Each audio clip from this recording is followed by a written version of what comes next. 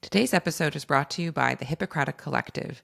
Check out our shows and join the conversation at thehippocratic-collective.com.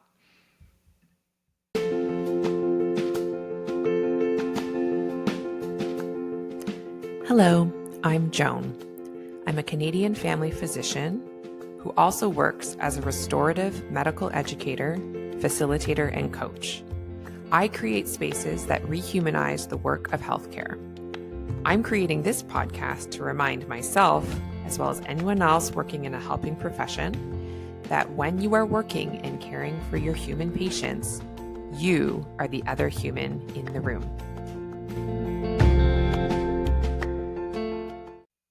Before we jump into this week's episode, I want to remind you that Creating Space, my coaching course and retreat, is open for registration and enrollment now. I am so excited that folks are signing up for spending 6 months with me online and then 4 days with me in person at a spa retreat later on this year.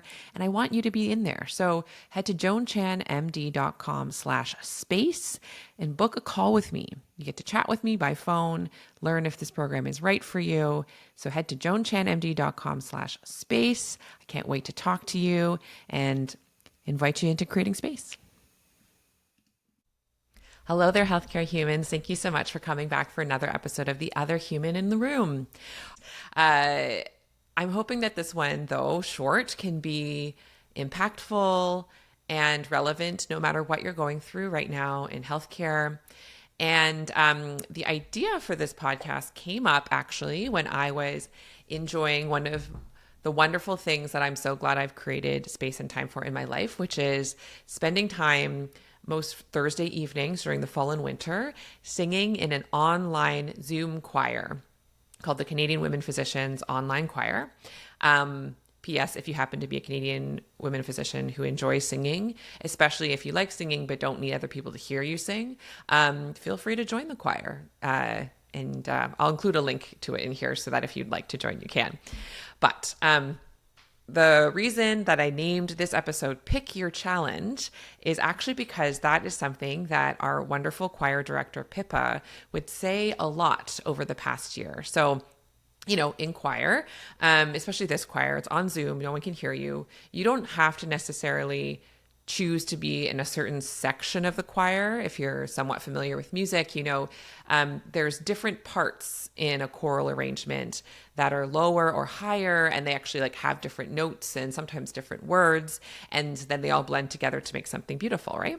And so Pippa would spend time teaching us each of the different parts, and then she'd, you know, play the track and say, okay, pick your challenge. Which part do you want to sing this time? And then you get to decide which part you want to sing and sing your way through. And I really enjoyed that phrase, pick your challenge. I don't know, it was something very unique to her. I've never heard someone say it quite that way. It reminded me of something that I heard a while ago on Glennon Doyle's podcast, which is called We Can Do Hard Things. And the way that they say it on that podcast is choose your hard. And either way, the notion is no matter what, it's going to be a challenge. No matter what you choose, there's going to be difficulty.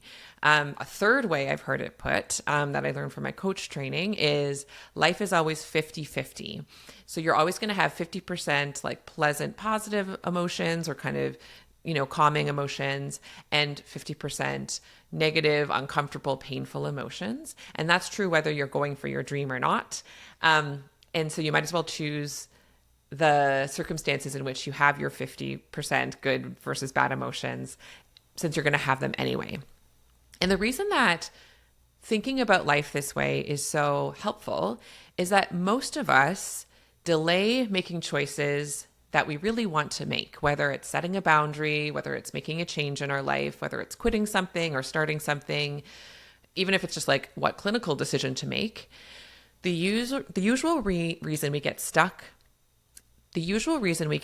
in indecision is we're afraid of how painful it will feel if we choose wrong. We often get into a little cute idea in our mind that one of these options is the easier option. One of these options is the painless option. one of these options will have like the roses and puppies and butterflies and rainbows, and the other option will have like the doom and gloom. And if only we can choose right, we can avoid discomfort, we can avoid pain, we can avoid the hard, we can avoid the 50% painful emotion, right? But just like choose your hard and pick your challenge state, that's actually not on the menu. Whichever way you choose, there will be a challenge to it. And the reason I like pick your challenge is that the interesting thing about being challenged is that over time, you will learn which challenges are worth picking. And for me, the challenges that I have noticed are well worth picking are ones that, if I keep choosing them over time, actually do get easier. They never get fully easy. There's always spicy, difficult, tricky bits to it. But, just like when you're challenging yourself to learn a new skill, whether it's singing or riding a bike or whatever, at first you're really wobbly and weird. But if you keep challenging yourself and pushing yourself, you start to get the basics down. It starts to feel like it's more in your bones, And so I wanted to give you some examples of ways that you might not think of as picking your challenge, but that you absolutely are picking your challenge each day, no matter if you're consciously thinking of it or not. So one, which was one of my earliest pick your challenge consciously moments, was how I decided to do my charting after patient encounters. And so at first, unconsciously thinking it was the only option, I was choosing the challenge of having to try and remember patient encounters later on that day, on the evenings, on the weekends, the next week. So the challenge of trying to recall the details, sitting through the discomfort of wishing I wasn't doing that and was instead just enjoying my time. Literally like forgetting details, struggling to remember, then sometimes having the challenge of later being like, oh shoot, I forgot to document that, right? The challenge of spending more time than I wished doing this task, thinking I had to because otherwise I was going to get sued or whatever.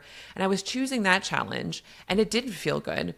And it didn't feel better over time. It felt worse over time because more and more of my time was taken up by it as my workload increased, as I got more burnt out and therefore like my mental and emotional efficiency got worse. And I thought that was the only challenge available to me and I just was trapped and stuck in it. But there's also another challenge that I could choose that I learned through doing that charting course. And I've shared with you before. But the other challenge that I learned to choose instead was writing brutally short notes and also making patients wait longer as I wrote brutally short notes directly after each patient. And then actually beyond that, I found a new challenge which was adapting to an AI scribe. That was its own challenge that involved its own cognitive load shift and change management. And over time, I just keep trying to find the challenge that though it's hard at first and my brain really screams at first, it's like, no, it's something new. It's something different. That's definitely going to be way more challenging. I keep choosing the challenge that once I overcome that like original change adjustment, I notice that it serves me well over time. And so it's a challenge either way though, right? So even right now, so compared to how I was charting before to right now. So the challenge that I have right now is, logging into the software, turning it on, asking the patient at the beginning of each appointment for consent to turn it on, waiting for it to finish propagating afterwards, reading it over, pasting it into my note, editing and adding as I see fit, while another patient might be waiting because I sometimes am running behind. So that all does still feel somewhat challenging. My brain still has socialization about making patients wait. My brain still can sometimes get annoyed when I have to edit something, even though that means that the thing was like done for me in the first place. Like there's ways, especially on a grumpy day, I can still find some pieces of it challenging. When it doesn't work, or if the microphone didn't actually turn on and I actually have to write the note anyway, that can feel like, what's the point? But that really rarely happens, thankfully. But it's its own kind of challenge. And so you're choosing a challenge either way. And the thing that's interesting is really taking ownership of the fact that you are choosing either way. So if the way you're doing things now feels terrible and hard, but the idea of actually changing to a new challenge feels insurmountable, that's both valid and still a choice, right?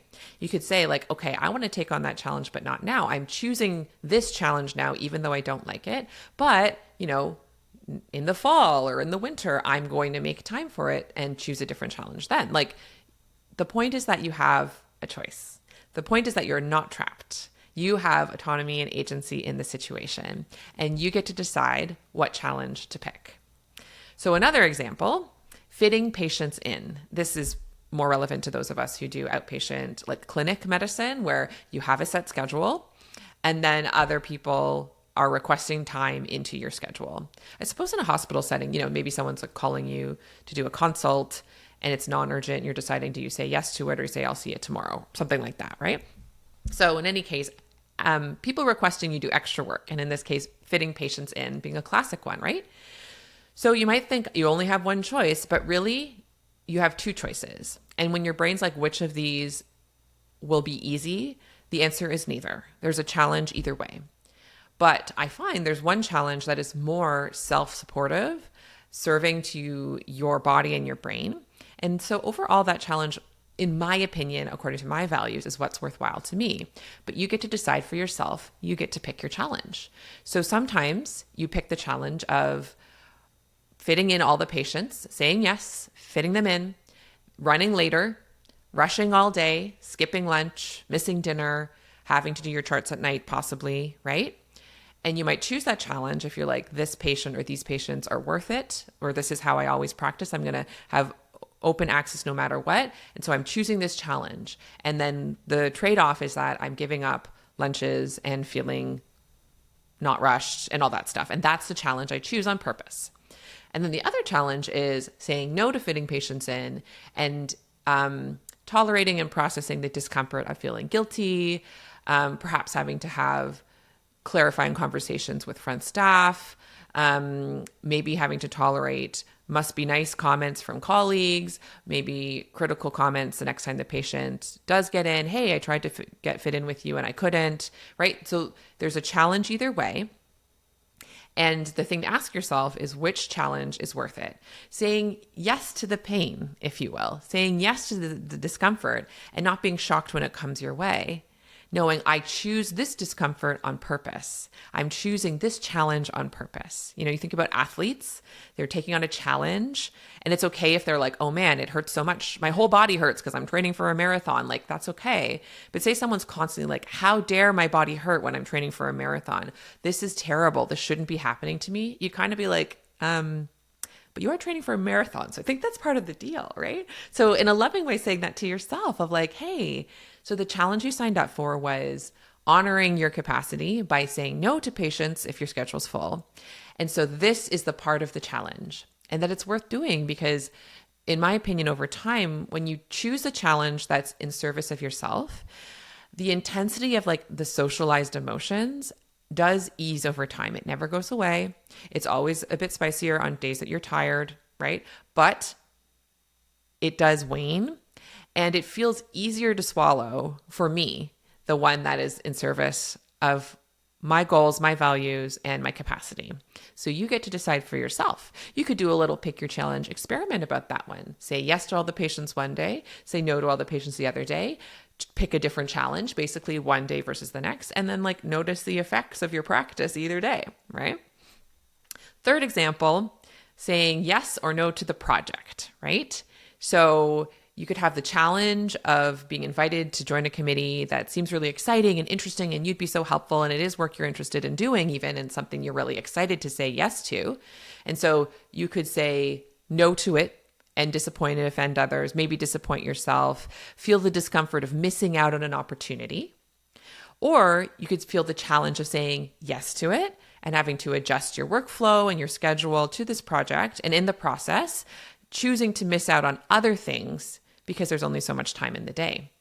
Consciously choosing your challenge on purpose is useful. So I've recently taken on a new teaching role and I know I thought about it deeply. I thought about my values. I thought about the way to say yes that would make it fit in terms of the amount of time boundaries I wanted to have, the way I wanted to work. And I feel really good about the way I said yes. And I know that yes means I'm picking the challenge of saying no to something else that comes along, even if it's super exciting, because I can tell that if I took on an additional project at this point, I would then be losing my space and be starting to threaten my capacity, right? And it means that then I have slightly less time for other things I might want to do. So I said yes to this role and chose this challenge, and that feels good to me. And in the future, it starts to feel not good to me. I can pick my challenge of either continuing with the role or resigning. And either way, there will be pain and discomfort. Either way, there will be challenge, but I have the agency to pick. So kind of breaking it down to the emotional level, if you will, the experiential level. Do you want to pick the challenge of guilt or resentment? Especially if you're talking about something that we're deeply socialized to feel obligated to do, whether we want to or not. That is a very common challenge, and you get to decide what you want to pick. The thing I have learned is if I pick guilt over resentment, I end up winning every time. So that's the challenge that I work on picking. And I absolutely still don't pick it every time.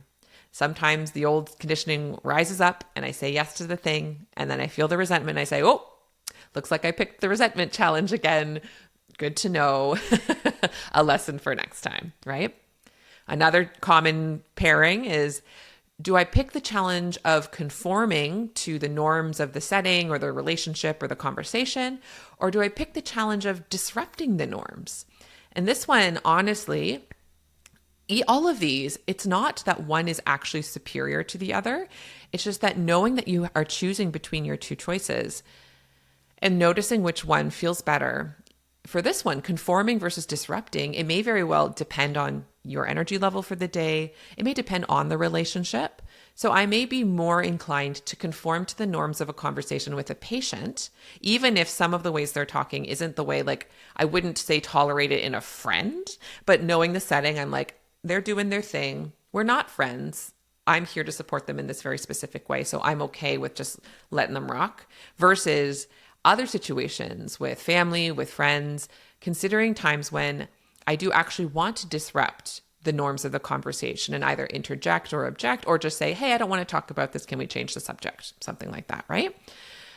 This could be conforming to the norms of like, everyone's always done call like this versus disrupting and saying, actually, that doesn't work for my body or my schedule. Can we find other ways for this to work for everyone, right? It can feel like the disrupting norms is a lot scarier because of our socialization, but just knowing there's challenges either way. And so you get to decide each time which road you choose. Picking the challenge between resisting or surrendering. So resisting a situation and fighting against it or surrendering to it. In some ways, very similar to conform or disrupt, right?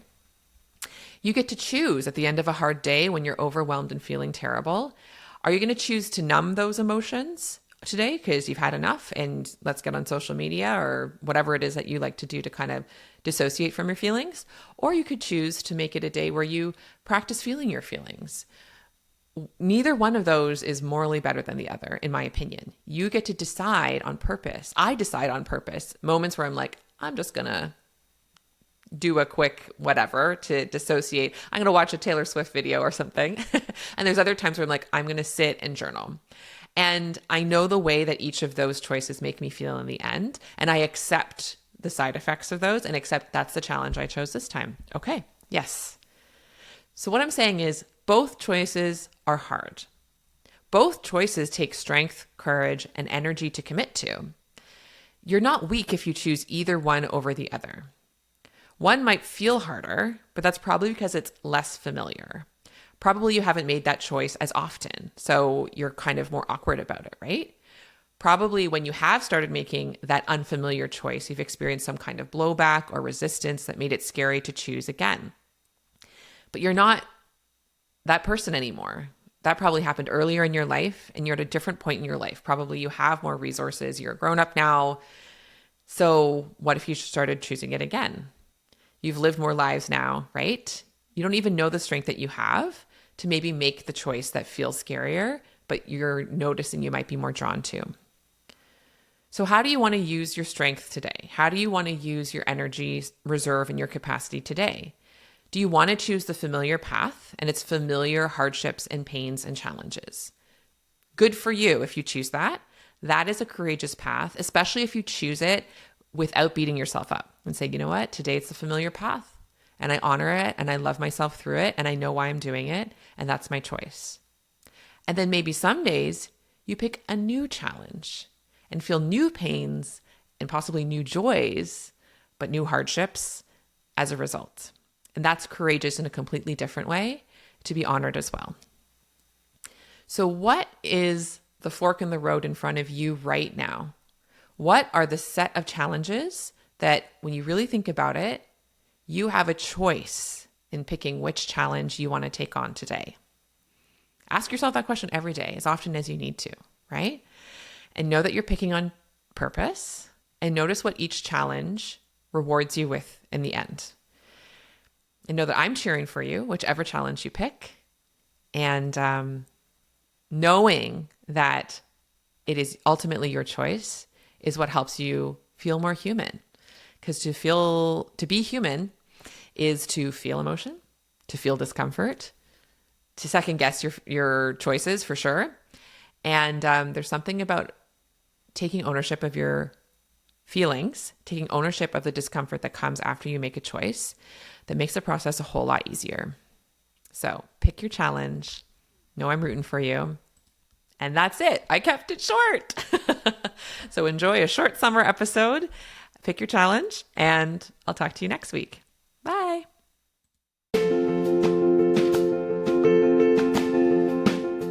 I would love to take this work deeper with you. Visit joanchanmd.com today and discover my growing menu of options for restorative medical education to suit your learning needs. I offer one-on-one coaching, customized workshops, and self-study courses that allow you to connect not only with my work on a deeper level, but also with other healthcare humans just like you.